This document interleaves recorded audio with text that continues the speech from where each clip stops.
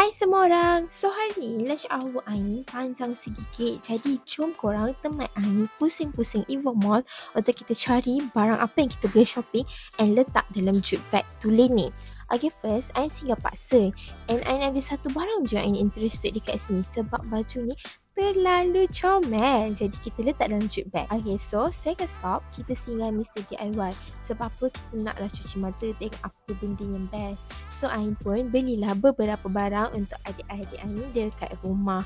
Oh, jangan lupa kita kena beli jajan and kudap-kudapan juga. Sebab Ain suka kunyah-kunyah sambil edit video untuk korang.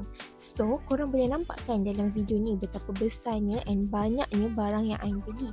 Tapi still can muat dalam jute bag tulen ni. Lebih 5 barang yang kita boleh muatkan dalam ni sebab kompartmen yang besar and luas. So Ain dah habis shopping. Bye bye. Jumpa korang lagi.